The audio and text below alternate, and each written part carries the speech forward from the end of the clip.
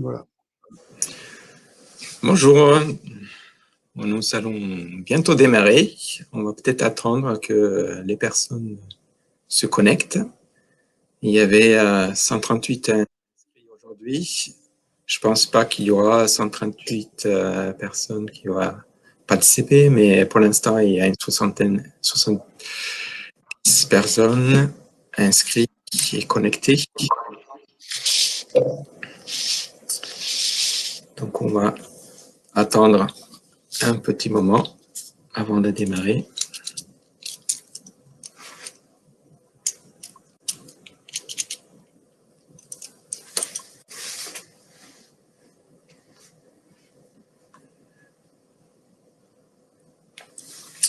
Le nombre de personnes connectées continue d'augmenter.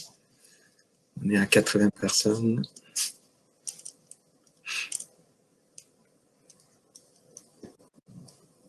On va encore attendre peut-être une minute.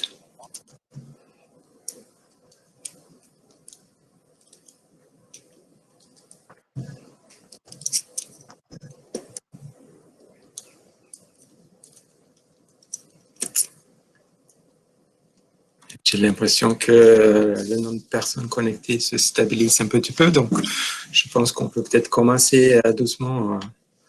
Donc, bonjour à toutes et à tous. Donc, je m'appelle Andesh Morel. Je suis chercheur à INRAE, de Nogent-Severnesson. Il y a des collègues avec moi aujourd'hui, donc nous sommes 4 aujourd'hui. Vous les voyez en bas de l'écran. Donc, il y a moi-même, Annie Roconcourt, Amélie Chevalier et Yves Poscadin. Donc, bienvenue à ce webinaire. Donc, c'est la deuxième conférence dans une série de 4 webinaires suite au projet Reforest que nous avons présenté la semaine dernière. Il va y avoir 2 autres conférences qui vont suivre la semaine prochaine. Donc, ces conférences traitent la thématique de l'équilibre forestier-avidaire et notamment la gestion adaptative de cet équilibre. Et l'objectif de ces conférences, c'est un peu de présenter les outils du projet Reforest et d'échanger un peu autour de ces outils. Avant de commencer, je vais donner quelques consignes un peu pour le bon déroulement de la conférence. Donc, la présentation d'aujourd'hui va durer environ 20 minutes sans interruption. Elle sera suivie de 20 minutes de questions-réponses et ensuite, on va finir par 10 minutes d'échange libre. Concernant l'outil web qu'on utilise là aujourd'hui, vous n'aurez pas accès à vos micros et caméras là pendant la présentation. Pendant les échanges après la présentation, on peut vous donner accès en fonction des questions et des réponses à vos micros et caméras. Et vous serez invité du coup à partager l'écran et votre micro et notamment poser une question en direct. Vous avez un onglet à votre droite qui est composé de 3 sous-onglets. Donc, il y a un chat. Vous pouvez communiquer avec les autres participants et comme vous faites actuellement, et dire bonjour et d'autres questions. Ensuite, pendant la présentation, je vais plutôt vous orienter vers l'onglet questions pour poser vos questions qui concernent directement la présentation. Et ensuite, on va piocher dans ces questions-là pour poser des questions aux orateurs après la présentation.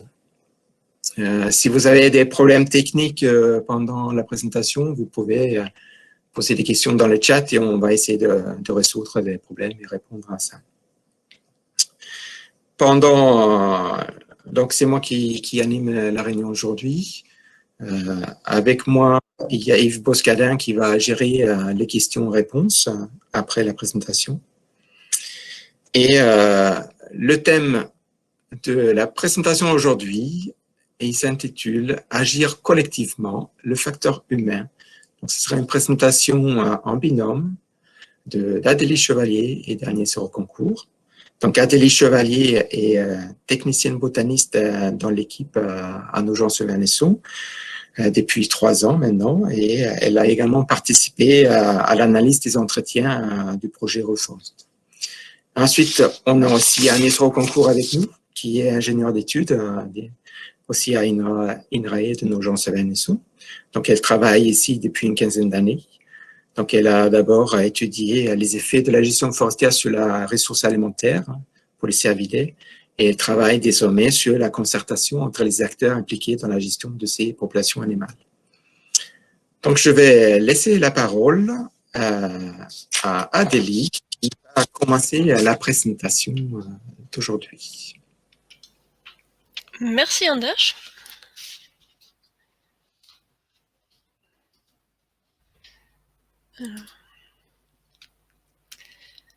Je vais mettre la présentation.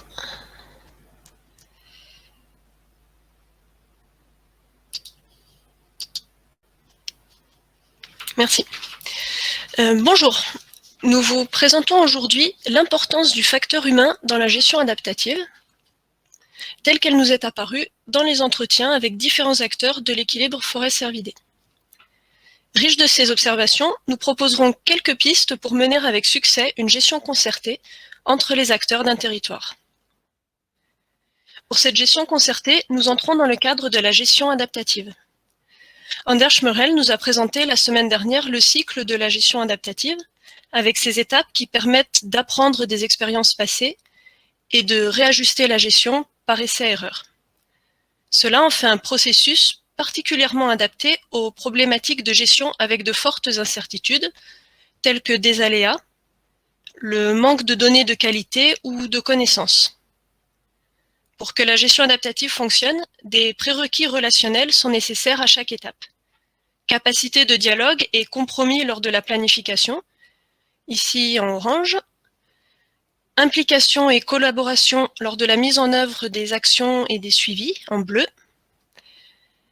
Transparence et confiance pour le retour d'expérience, en vert sur la diapo. Mais attention, ces prérequis relationnels ne sont pas acquis. De nombreux profils d'acteurs interagissent dans la gestion de l'équilibre forêt-cervidé. Nous les avons classés en catégories monde de la forêt, de la chasse, de l'agriculture, représentants de l'État, naturalistes, riverains, auxquels s'ajoutent éventuellement les scientifiques.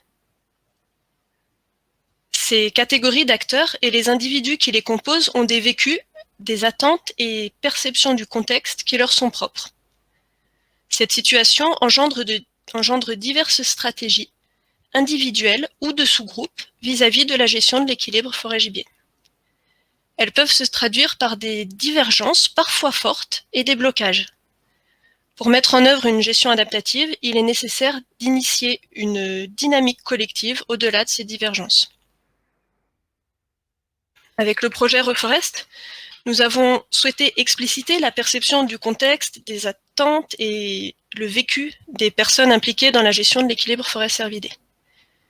Notre équipe INRAE a donc mené des entretiens en tête-à-tête auprès de 42 acteurs dans 3 départements, l'Eure-et-Loir, le Loir-et-Cher et le Loiret. Ces entretiens ont eu lieu entre mai et octobre 2017. Cédric Patineau et Agnès Rocancourt ont à cette occasion rencontré des acteurs institutionnels, DDT, OFB, des administrateurs et administratrices de structures et des professionnels de la gestion.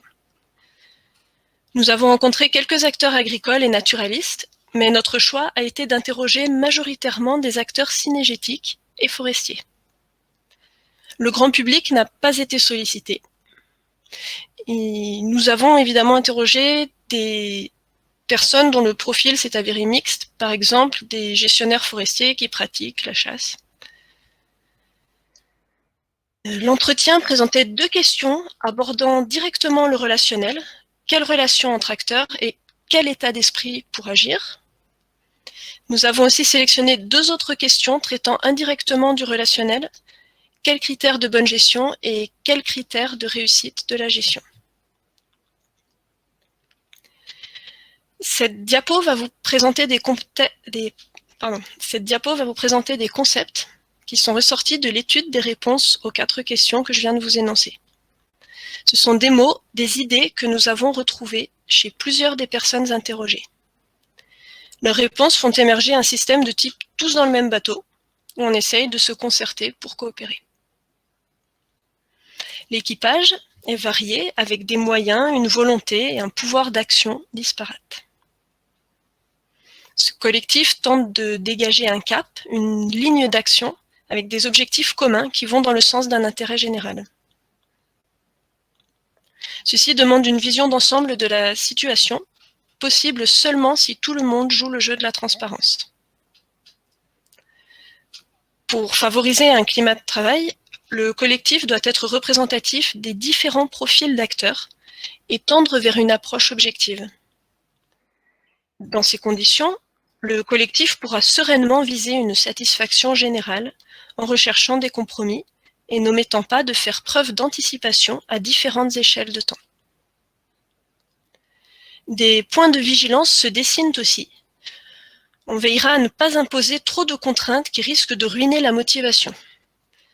Certains collectifs pourront faire face à un engagement inégal des différentes parties et quelques réticences au travail en commun. Je passe le micro à Agnès Rocancourt, qui nous a préparé quelques propositions avant d'embarquer. Oui, donc bonjour à tous.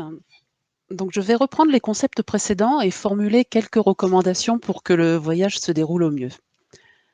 Ces propositions sont pour la plupart issues des entretiens que nous avons réalisés.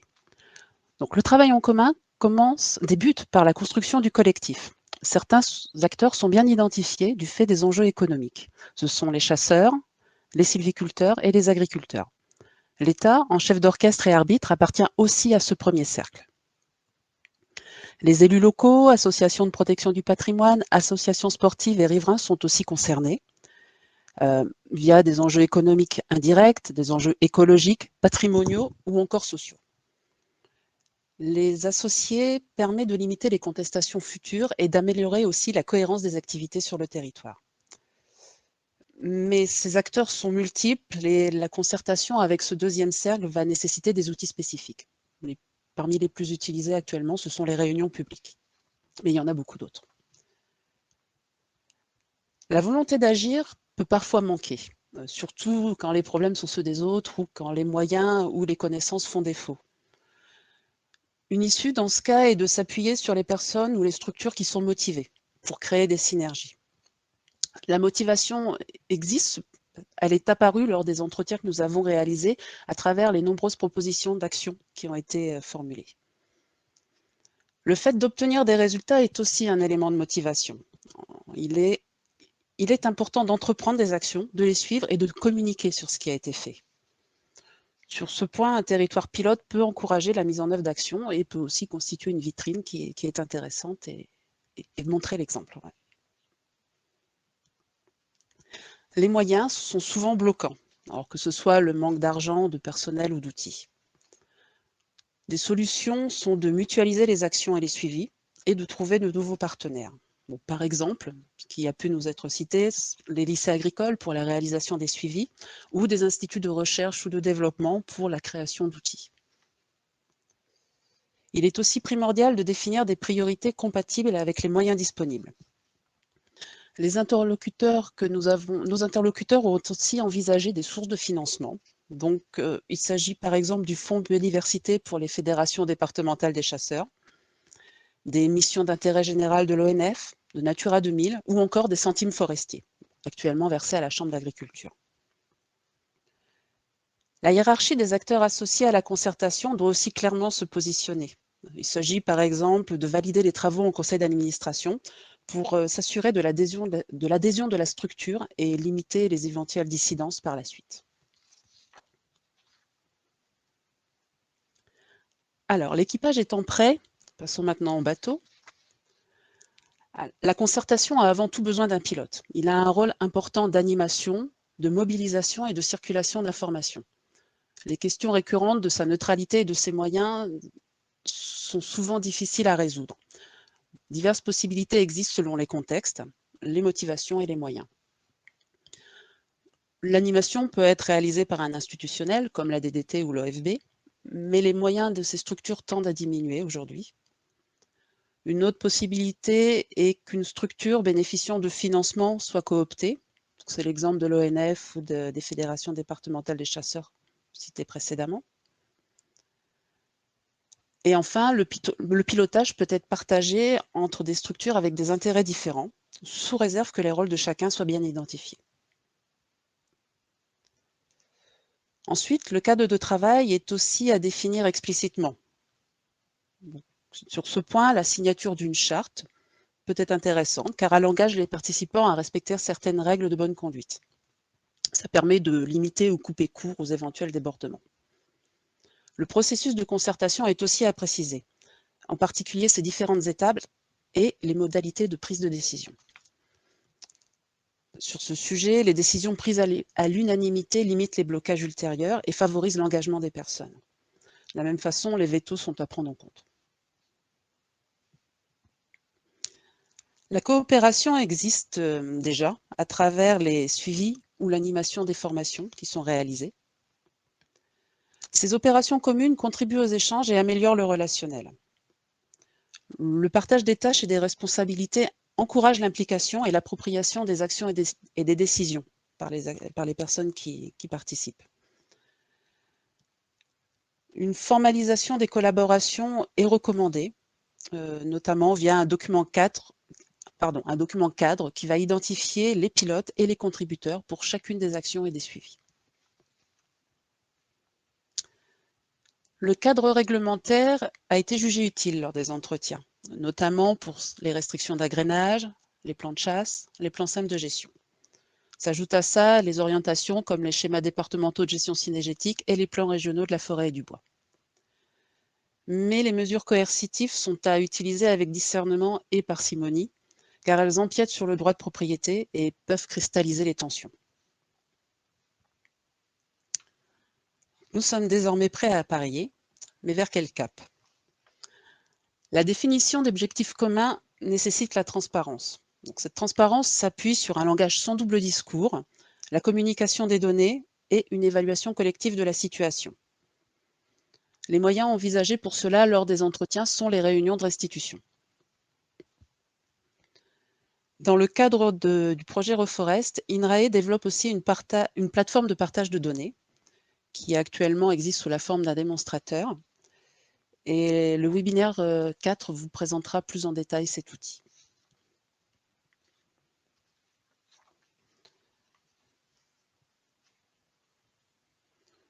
Une vision d'ensemble aide à la prise en compte de l'intérêt général. Elle nécessite de réfléchir à des échelles adaptées aux enjeux et de croiser différents types d'informations, à la fois sur les populations animales et la forêt, mais aussi sur les milieux et les activités locales. Ces démarches améliorent la cohérence des actions dans l'espace et dans le temps. Donc, un outil pour cela est un tableau de bord qui regroupe l'ensemble des indicateurs. Vous en avez un exemple ici avec celui de la Fédération des chasseurs de Seine-Maritime.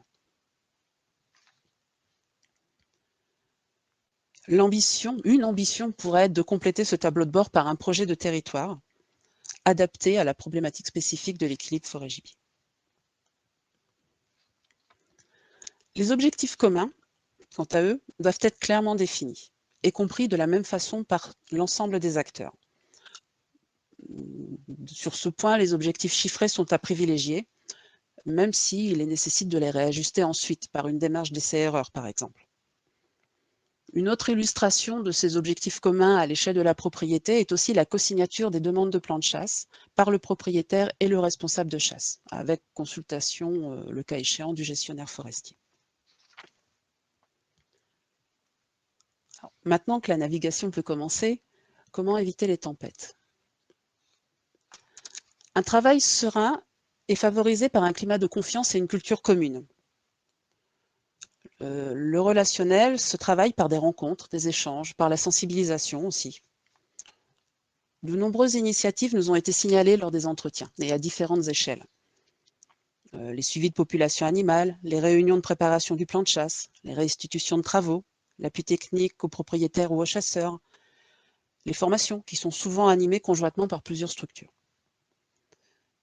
Cela permet de croiser les points de vue, de mieux connaître l'autre et au final de mieux se comprendre. Et ça encourage également l'engagement des personnes.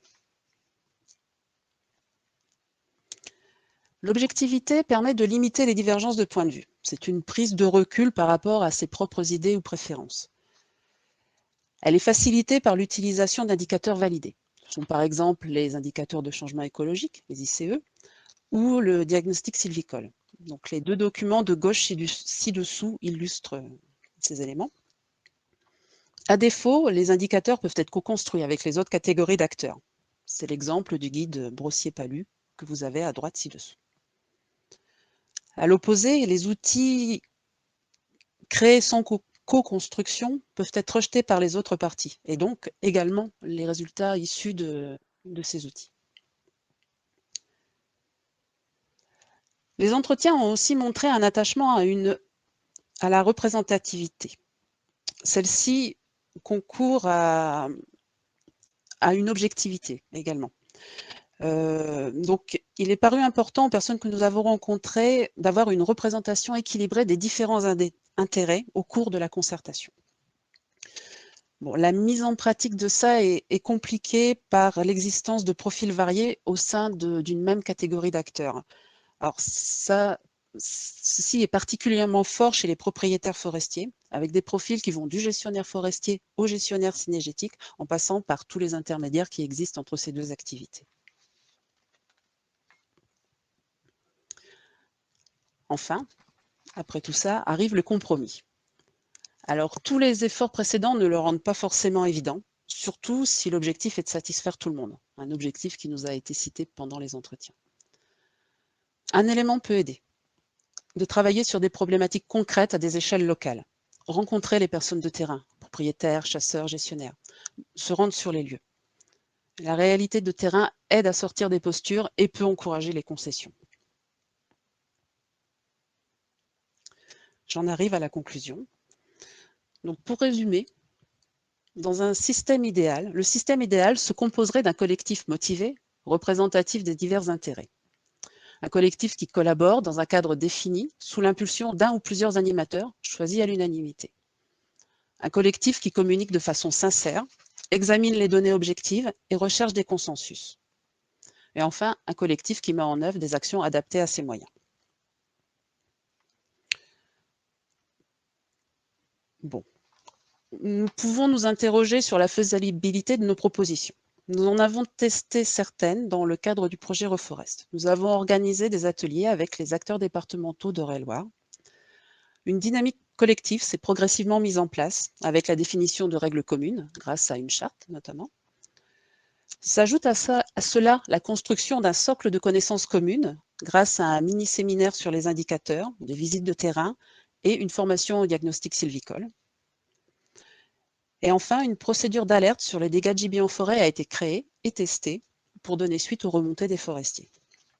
Nous aurions aussi souhaité tester la plateforme de partage de données et un jeu collaboratif pour aider à prendre du recul, mais ces outils n'étaient pas prêts. Le travail aurait pu être envisagé aussi dans d'autres départements que l'Eure-et-Loir. Une autre prochaine étape de ce travail pourrait être la mise en place d'expérimentations sur un territoire ou des territoires pilotes. L'intérêt de cela est d'encourager la prise de risque avec une mise en œuvre d'actions originales sur un territoire qui est dédié à cela. Un autre intérêt est aussi d'associer les acteurs de terrain pour bénéficier de leurs connaissances et poursuivre leur sensibilisation à la thématique de l'équilibre forêt-gibier. Donc pour finir, nous souhaitons remercier les personnes qui ont consacré du temps à ce travail, qu'elles soient professionnelles ou bénévoles. Nous avons été exigeants lors des entretiens, et c'est peu de le dire. Les ateliers ont demandé un fort investissement des participants également. Merci à tout le monde d'avoir joué le jeu. Merci aussi aux organismes d'avoir répondu favorablement à nos sollicitations. Eh bien, il ne me reste plus qu'à vous remercier pour votre attention et nous vous laissons découvrir ces quelques citations qui sont tirées des enquêtes.